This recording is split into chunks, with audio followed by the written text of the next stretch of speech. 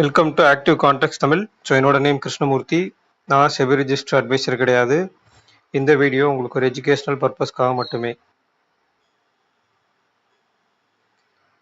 So இன்னைக்கு மார்னிங்லேருந்து கொஞ்சம் நம்மளுடைய ஸ்டூடெண்ட்ஸும் சரி, வெபினார் ஸ்டூடெண்ட்ஸும் சரி, மந்த்லி ஸ்டூடெண்ட்ஸும் சரி, எல்லாருமே ஒரு ப்ராஃபிட் பண்ணி நம்மளுக்கு சென்ட் பண்ணது காமிச்சது அப்படின்றது கொஞ்சம் பார்க்கவே ரொம்ப சந்தோஷமாக இருந்துச்சு. அதில் வந்து முக்கியமாக செல்லர்ஸ் ஆப்ஷன் செல் பண்ணுறவங்க வந்து புட் ஆப்ஷனை செல் பண்ணி அதை ஹோல்டு பண்ண விதம் வந்து அடுத்தடுத்த டேட்டாவாக அனுப்பிச்சு அதை ஹோல்டு பண்ண விதம் வந்து அழகாக இருந்துச்சு. இதில் இடையில நான் எங்கேயுமே இன்டர்பிரேட் பண்ணலை. அவங்களாவே அந்த டேட்டாஸ் எடுத்து சார் இது இப்படி இருக்குது, இந்த டேட்டாலேருந்து மார்க்கெட் இப்படி இருக்குது, ஸோ கீழே வர்றதுக்கு வாய்ப்பு இல்லை, வாய்ப்பு ரொம்ப ரொம்ப கம்மி அப்படின்னு சொல்லி அழகாக அதை வந்து டேட்டாஸை சென்ட் பண்ணி அதை வந்து அப்படியே ஃபர்தராக கேரி பண்ணி கொண்டு போனது பார்க்க ரொம்ப நல்லா இருந்துச்சு. அண்ட் பையர்கிட்ட மட்டும் ஒரு சின்ன ஒரு ப்ராப்ளம். பையர்ஸ் எல்லாருமே அதில் மேக்ஸிமம் நம்பர்ஸ் ஒரு சில பேர் வந்து ஓகே இன்னைக்கான ப்ராஃபிட் இதுதான் அப்படின்னு க்ளோஸ் பண்ணதான் சொன்னாங்க. ஒரு சில பேர் என்ன சொன்னாங்கன்னா, இவ்வளோ பெரிய மூவ்மெண்ட் வந்து நடக்கும் தெரியாமல் போச்சு, நான் வந்து சீக்கிரமே எக்ஸிட் ஆகிட்டேன், நான் வந்து ஒருத்தர் வந்து அந்த மாதிரி சொல்லிட்டாங்க. இன்னொருத்தர் என்ன சொன்னாங்கன்னா, நான் பை பண்ண ப்ரீமியம் இன்னும் 100 பாயிண்ட் வந்து மேலே போயிடுச்சு, 100-150 பாயிண்ட் பக்கம் நான் விட்டுட்டேன் அப்படின்றது. இது இந்த ஒரு விஷயத்த நம்ம என்ன சொல்லுவோம்னா, ஃபியர் ஆஃப் மிஸ்ஸிங் அவுட்னு சொல்லுவாங்க. இது நிறைய இடத்துல வந்து நம்ம கேள்விப்பட்டிருப்போம், இந்த ஃபியர் ஆஃப் மிஸ்ஸிங் அவுட்டை. இந்த ஃபியர் ஆஃப் மிஸ்ஸிங் அவுட் ஃபோமோன்னு சொல்லுவாங்க. இது வந்து ஒரு ஆப்ஷன் ட்ரேடருக்கு இருக்கவே கூடாது. பையருக்கும் சரி, செல்லருக்கும் சரி. சரிங்களா? பையருக்கும் செல்லருக்கும் ரெண்டு பேர்த்துக்குமே இருக்கக்கூடாது. இன்னைக்கு மோஸ்ட் ஆஃப் த செல்லருக்கு அந்த மாதிரி இல்லை, பட் பையருக்கு நிறைய பேர் இருந்துச்சு. ஸோ எல்லாத்துக்குமே அது இருக்கக்கூடாது. ஏன்னா அந்த ஃபோமோ அப்படின்ற ஒரு விஷயத்தை விட்டுட்டு அடுத்து இந்த மாதிரி மார்க்கெட் வந்து எந்த இடத்துல நடக்க வாய்ப்பு இருக்கு, அதுக்கு என்னென்ன டேட்டா வந்து சப்போர்ட் பண்ணுதுன்னு பார்க்கணும். ரெண்டாவது மார்க்கெட் சினாரியோ. அப்போ மார்க்கெட் சினாரியோ படி நீங்கள் நல்லா புரிஞ்சுக்குங்க. சார்ட்டில் ஒரு சின்ன எக்ஸ்ப்ளனேஷன் உங்களுக்கு சொல்லிடுறேன். இப்போ இந்த டவுன் ட்ரெண்ட் எடுத்துக்கங்க, டே கேண்டில் வச்சுருக்கேன். ஸோ டே கேண்டில் நான் டவுன் ட்ரெண்ட் வச்சுக்கிறேன். மார்க்கெட் அடுத்து கண்டினியூஸாக வந்து ஓப்பனுக்கு கீழே எஸ்டர்டே லோவுக்கு கீழே, ஓப்பனுக்கு கீழே எஸ்டர்டே லோவுக்கு கீழேன்னு க்ளோஸ் வச்சுட்டு வந்திருக்காங்க. ஸோ அகெயின் எந்த இடத்துல ஓப்பனுக்கு மேலே எஸ்டர்டே ஹைக்கு மேலே க்ளோஸ் வச்சுருக்காங்கன்னு பார்க்கணும். அப்படி க்ளோஸ் வச்சிருக்க இந்த இடத்துல தான் வந்து அகெயின் ரிவர்சல் நம்மளுக்கு கிடைச்சிருக்கு. சரிங்களா? இதை நல்லா புரிஞ்சுக்கணும். இந்த இடத்துல நீங்கள் வாட்ச் பண்ணலாம். இங்கேயுமே ஓப்பனுக்கு கீழே, ஆனால் எஸ்டர்டே ஹைக்கு கீழே தான் க்ளோஸ். ஸோ இந்த இடத்துல இதில் எடுத்திங்கன்னா ஓப்பனுக்கு கீழே எஸ்டர்டே லோவுக்கு கீழே, அடுத்த நாள் ஓப்பனுக்கு மேலே எஸ்டர்டே லோவுக்கு மேலே, ஓப்பனுக்கு கீழே எஸ்டர்டே ஹைக்கு கீழே, லோவுக்கு கீழே கிடையாது. அடுத்த நாள் அதே மாதிரி ஓப்பனுக்கு கீழே எஸ்டர்டே ஹைக்கும் லோவுக்கும் நடுவில். இப்போ எந்த இடத்துல க்ளோஸ் வச்சு இல்லை எந்த இடத்துல கேப் அப் ஆகி வந்திருக்காங்களோ அதுக்கப்புறம் வந்து ஃபர்தராக மூமெண்டம் மேலே போயிருக்கு. சரிங்களா? இது டவுன் ட்ரெண்டுக்கும் நீங்கள் கணக்கு பண்ணி பார்த்துக்கலாம். அதாவது சிம்பிளான விஷயம் தான், கான்செப்ட் சிம்பிள். இதை நீங்கள் வந்து பொசிஷனலாக நீங்கள் அனலைஸ் பண்ணாலும் சரி, இல்லை அடுத்தடுத்து ஃபர்தராக எப்படி கொண்டு போகிறனாலும் சரி, இதில் நீங்கள் முக்கியமாக பார்க்கக்கூடிய விஷயம் ரெண்டே லெவல்ஸ். ஒன்று எஸ்டர்டே ஹை, இன்னொன்று எஸ்டர்டே லோ. அப்போ ஓப்பனுக்கு மேலே போய் எஸ்டர்டே ஹைக்கு மேலே போய் க்ளோஸ் வச்சால் அடுத்த நாளும் கொஞ்சம் அப்சைடுக்கு ரேஞ்ச். எப்போ எஸ்டர்டே ஹைக்கு மேலே இருக்கிற வரை. சரிங்களா? அப்போ இன்னைக்கு என்ன நடந்திருக்கு, ஓப்பன் ஆகிட்டு வீக்லி ஹை அண்ட் மந்த்லி ஹைக்கும் மேலே க்ளோஸ். அப்படின்றப்ப இதுக்கு மேலே மார்க்கெட்டுக்கு ரெசிஸ்டன்ஸ் என்ன இருக்குது அப்படின்னு கேட்டிங்கன்னா, இந்த எஸ்டர்டே ஹை ஃபஸ்ட்டு விஷயம். அடுத்ததான் நம்மளுக்கு ஆக்டிவ் கான்ட்ராக்ட்ஸில் வரக்கூடிய ஸ்ட்ராங்கிள் கூடிய எட்ஜு, ஒரு ஷார்ட் எட்ஜு, ஒயிட் எட்ஜு, அப்புறம் ஷார்ட் ரேஞ்சு, ஒயிட் ரேஞ்ச். சரிங்களா? இதுதான் கால்குலேஷன்ஸ் மூலியமாக வர்றது. ரெண்டாவது நம்ம சொல்லி தரக்கூடிய அந்த கான்செப்ட் வந்து மீன் ரிவர்சல்னு சொல்லுவாங்க. அந்த மீன் ரிவர்சல் கான்செப்ட் படி இன்னைக்கு மார்க்கெட்டில் எந்த இடத்துலையுமே ரெசிஸ்டன்ஸ் கிடையாது.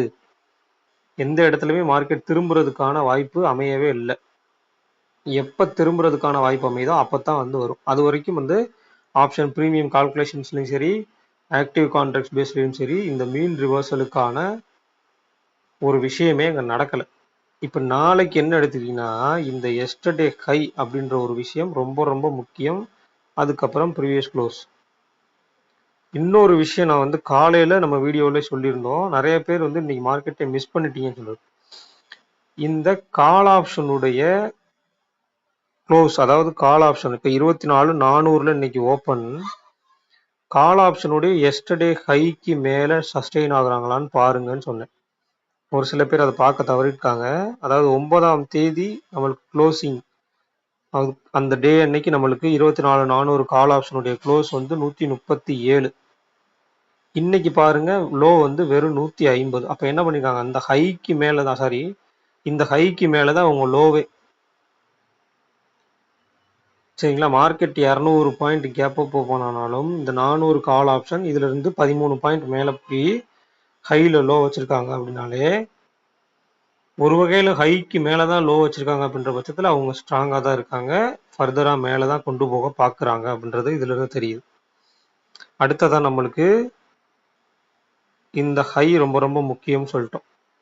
அட் த சேம் டைம் இந்த லோவும் ரொம்ப ரொம்ப முக்கியம். கீழே நம்மளுக்கு அகைன் டவுன் ட்ரெண்டுக்கு போகிறதுக்கு இது ஒரு வீக்லி லோ. இப்போ இந்த வீக்குடைய லோ இதுதான் இப்போ வரைக்கும், இந்த வீக்குடைய ஹை இதுதான்.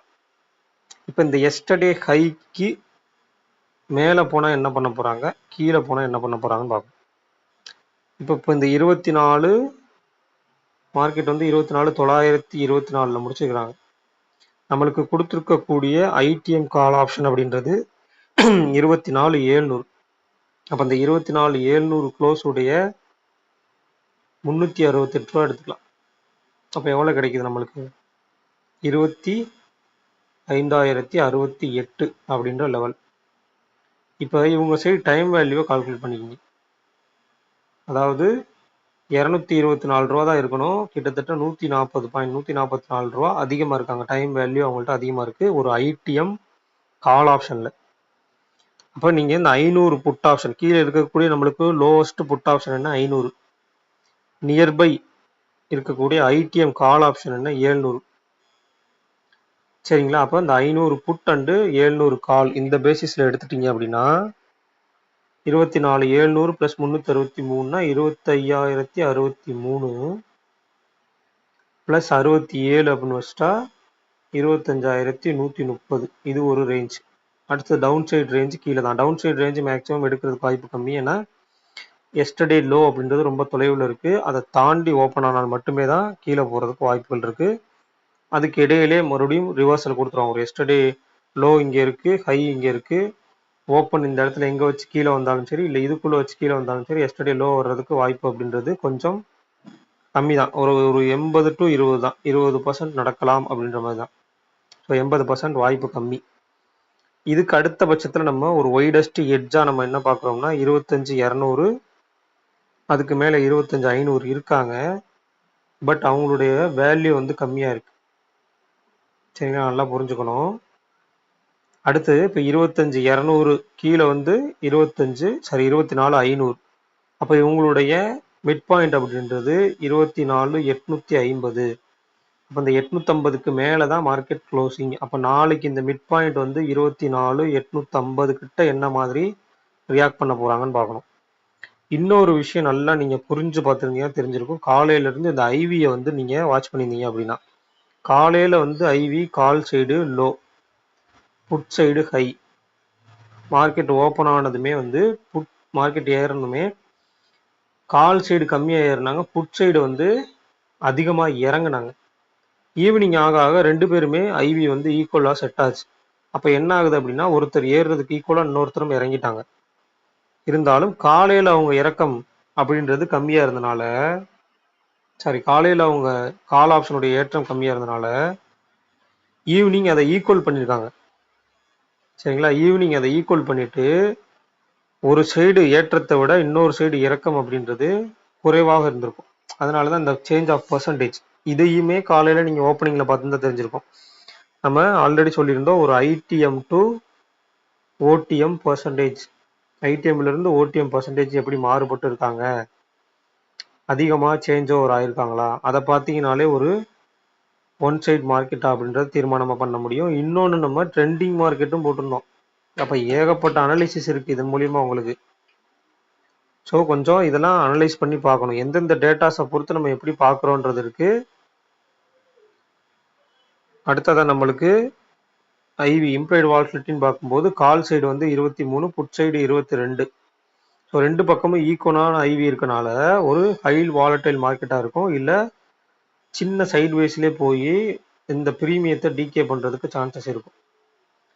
சரிங்களா? அப்போ எஸ்டர்டே ஹைக்கு மேலே என்ன நடக்குது, அப்போ ஓப்பனுக்கு மேலே இருக்காங்களா எஸ்டர்டே ஹைக்கு மேலே போகும்போது, இல்லை ஓப்பனுக்கு கீழே இருந்து எஸ்டர்டே ஹைக்கு உள்ளே இருந்தால் என்ன மாதிரி ஆகுது, இந்த மாதிரிலாம் நம்ம வந்து வாட்ச் பண்ணணும். மார்க்கெட் வாட்ச் பண்ணி அது மூலியமாக டேட்டாஸ் எடுத்தீங்க அப்படின்னா தான் ஃபர்தராக அதுக்கடுத்து எந்த மாதிரி மூவ்மெண்ட் கொடுக்க போகிறாங்கன்னு தெரியும்.